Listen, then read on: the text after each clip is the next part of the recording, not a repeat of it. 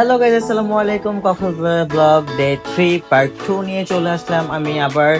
So last ব্লগে ছিলাম হচ্ছে আমরা একটা পারিবারিক বৌদ্ধ মন্দিরে। তো এখন আমরা চলে যাচ্ছিলাম হচ্ছে মহেশখালীর ভাইরাল হচ্ছে স্বর্ণ মন্দির যেটাকে বলা হয়, সেটাও হচ্ছে একটা বৌদ্ধ ধর্মাবলম্বীদের। সো এখানে যাওয়ার পথে আমরা হেঁটে হেঁটে যাচ্ছিলাম। আদিনাথ মন্দির থেকে হাঁটার দূরত্বে বেশি দূর ছিল না। সো আমরা হচ্ছে খুবই মজা করে যাচ্ছিলাম, আর রাস্তায় অনেকের সাথে কথা বলে বলে যাচ্ছিলাম, তাদের ডিরেকশন শুনে শুনে। এখানে তো সঞ্জয় ভাই হাঁটতেছিল, আমিও হাঁটতেছিলাম।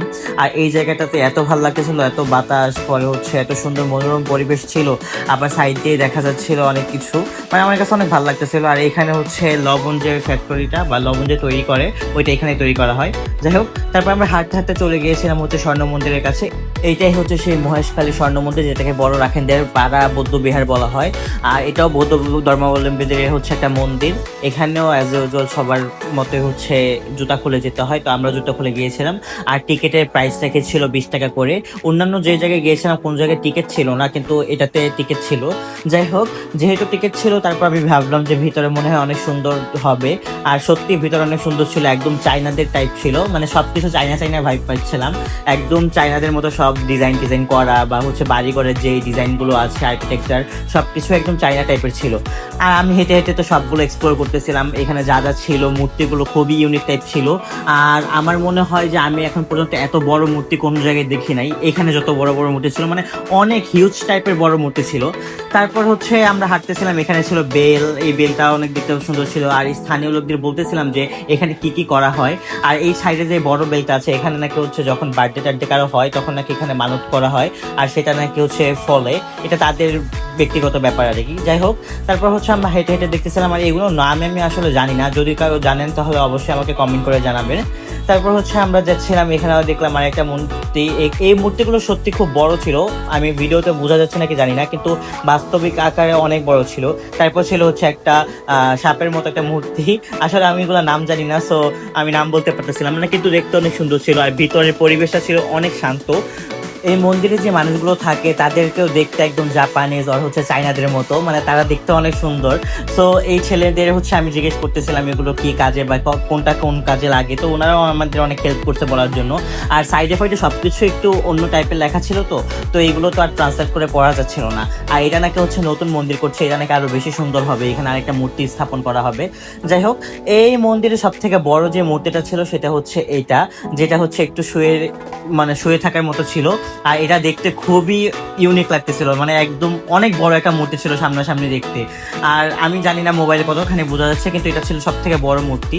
আর দেখুন আপনারা কারুকাজগুলো কত সুন্দর করে করছে, মানে একদম যে আমি জাপান বা চায়নাতে আসছে এরকম লাগতেছিল।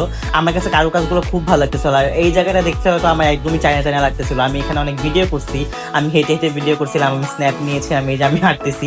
মানে এত শান্ত একটা পরিবেশ, এখানে মানুষ গল্প করতেছে, পাখিরা ডাকতেছে, মানে অনেক শান্ত একটা পরিবেশ। যাই হোক, তারপর হচ্ছে আমরা চলে যাচ্ছিলাম। আর এখানে হচ্ছে একটা সুন্দর মজার ঘটনা ঘটছে, এটা আমি আপনাদের দেখাচ্ছি। দেখেন, মানে আমরা ঘাটে গিয়ে দেখি যে মিষ্টি পান বিক্রি করতেছে। দেখেন মানুষের কথাটা। পান খেয়ে যান, আগুন পান মিষ্টি পান, মহেশখাল ঐতিহ্যবাহী মিষ্টি পান আগুন পান। আগুন পান মিষ্টি পান খেয়ে যান, মহেশখালের ঐতিহ্যবাহী মিষ্টি পান আগুন পান। আগুন পান মিষ্টি পান খেয়ে যান। তারপর উনি আমাকে জিজ্ঞেস করতেছিল যে আমি খাবো নাকি, আমি বলছি আমি খাবো না, কিন্তু ওনাদের যে বিহেভিয়ার, যে টেকনিকগুলো ছিল সেগুলো ছিল খুবই সুন্দর।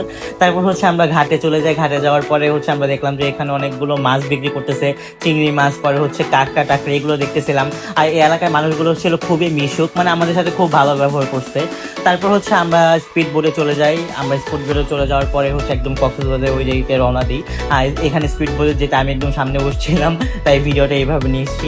আর কক্সবাজার থেকে এখানে যেতে যেহেতু স্পিড বোট, তাই বেশি সময় লাগে না। যাই হোক, তারপর হচ্ছে আমরা চলে যাই কক্সবাজার একদম হাইট যে রেস্টুরেন্টটা আছে সেটা হচ্ছে আলগনি রেস্টুরেন্ট। এখানে আমরা হচ্ছে সুগন্ধা বিচের সাইডে যে হচ্ছে তাদের যে ব্রাঞ্চটা আছে সেখানে চলে যাই।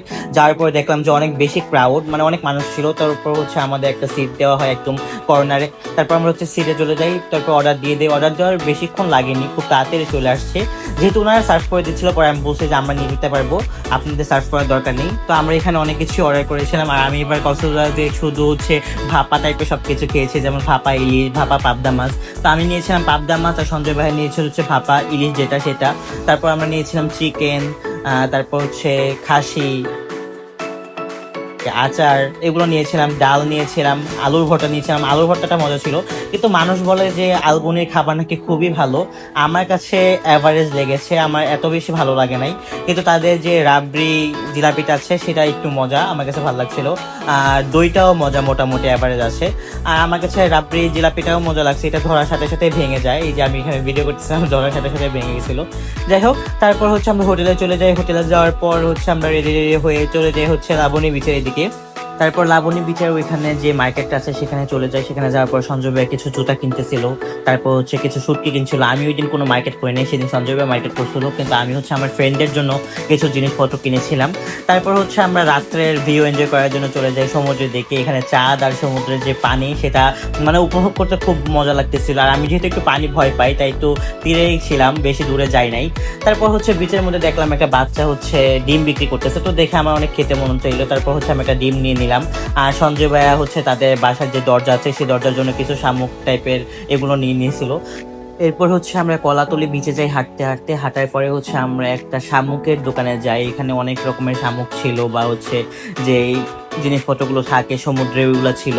তারপর এখান থেকে হচ্ছে আমি আমার ভাগ্নির জন্য আর ভাগিনার জন্য হচ্ছে একটা শামুক নিয়ে নিই। এখানে তাদের নামের প্রসেসিং চলতেছিল, এখানে তাদের নাম লিখতেছিল। যাই হোক, আজকের ব্লগটাকে এই পর্যন্ত, আশা করছি ভালো লাগছে, এবং অবশ্যই আমার পেজটাকে ফলো দিয়ে থাকবেন সবাই। আল্লাহ হাফেজ সবাইকে।